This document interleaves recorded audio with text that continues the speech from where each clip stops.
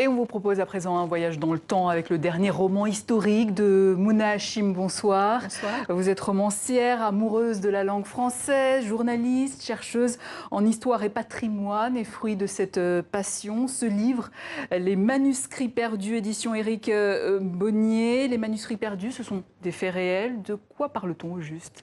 Alors on parle de beaucoup de choses. C'est notamment une relation de voyage d'un personnage qui a réellement vécu, qui est un Morisque. Il fait partie de ces populations qui ont été converties de force au christianisme après la chute de Grenade. Il est né aux alentours de 1588, donc c'est quasiment pratiquement un siècle après la chute de Grenade, qui est tombée en 1492.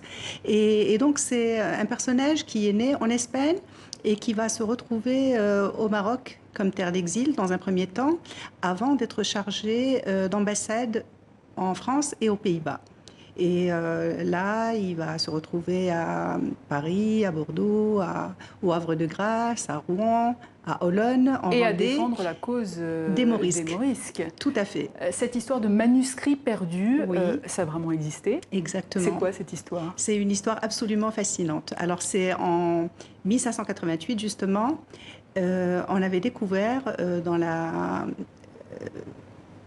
le minaret, le minaret de la mosquée de Grenade, qui est devenu la grande cathédrale. Et donc, au moment de la construction de la troisième nef de la cathédrale, on découvrait au fait un petit coffre en bois dans lequel il y avait la relique d'un martyr, un morceau d'étoffe de la Sainte Vierge et à côté un parchemin écrit en langue arabe, écrit par un apôtre, donc un missionnaire de l'ère apostolique qui s'appelle Saint Cécilio, qui est devenu saint patron de Grenade. Et notre personnage, justement, était chargé de cette traduction. Avec le parchemin, il se trouvait une espèce de carré magique qui renfermait une prophétie de Saint Jean, et donc assez hermétique et assez difficile à comprendre. Et très peu de temps après, on avait découvert dans les grottes du quartier gitan avoisinant, qui s'appelait à l'époque le Valparaiso, et qui est devenu El Sacromonte, oui. Par la stature de découvertes qui ont été faites, donc le mont sacré.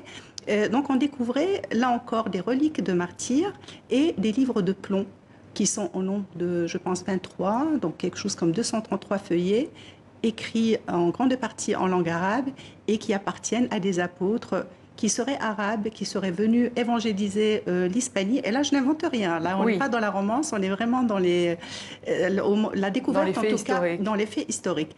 Après, ces manuscrits, évidemment, ces livres de plomb, plus le manuscrit, vont connaître un destin assez particulier parce qu'ils vont être récupérés dans un premier temps par les autorités civiles et religieuses de la ville parce qu'elles permettaient de réécrire autrement l'histoire de Grenade, de la relié en quelque sorte au christianisme primitif, en occultant quelques siècles de présence islamique, malgré leur contenu subversif, parce qu'il allait un petit peu à contre-courant du dogme chrétien de l'époque et allait plus dans le sens d'une osmose entre le christianisme et l'islam. Mais pour revenir donc à l'histoire véritable de ces documents, ils ont été par la suite confisqués par le Vatican et interdit en tant qu'hérésie risquant, je cite, de miner la foi chrétienne pour n'être restitué à la ville de Grenade qu'en l'an 2000 par le cardinal Ratzinger en personne. Histoire incroyable. Oui, incroyable. Est-ce que vous diriez que pour mieux comprendre l'actualité de 2020, il faut se pencher sur ce pan de l'histoire peut-être oubliée, méconnue ? Toujours. De toute manière, l'histoire, elle offre des leçons qui sont incroyables. Et là, effectivement, de par déjà les discussions théologiques que ce personnage a eues, qui s'appelle de son nom chrétien Diego Bejarano, et qui s'appelle, il a un surnom Afoké. Et donc, Afoké, il a rencontré des personnalités de premier plan avec qui il a eu des discussions justement sur ces questions qui sont intemporelles, finalement, concernant le rapport à l'autre, ce besoin, disons, obsessionnel de convertir l'autre à sa foi et à sa croyance. Et donc, effectivement... Donc des liens à faire peut-être avec les extrémismes religieux, aujourd'hui les populismes. Bien sûr. Le flux migratoire également. Bien sûr, les crises migratoires de notre temps, parce que c'est Maurice en 1609, donc après la chute de Grenade, il y a eu un ensemble de mesures discriminatoires qui vont d'abord toucher les populations les plus vulnérables, donc les juifs, et qui vont ensuite s'étendre aux musulmans. jusqu'au paroxysme final qui va être atteint en 1609 avec un décret qui avait été voté par le roi d'Espagne Philippe III, appuyé évidemment par l'Église et qui visait à l'expulsion de tous ces morisques de péninsule ibérique. Et là, on va retrouver quelque chose comme 300 000 personnes qui vont prendre le chemin de l'Exode et qui vont connaître des tragédies épouvantables, que ce soit par voie terrestre ou par voie maritime et fluviale. Et là encore, évidemment, des correspondances avec les crises migratoires de notre temps et les autres tragédies que nous vivons. Soulever des tabous, on a le sentiment que c'est votre truc à vous. On se souvient également de votre précédent livre, Histoire inattendue du Maroc. C'est pas un risque que vous prenez?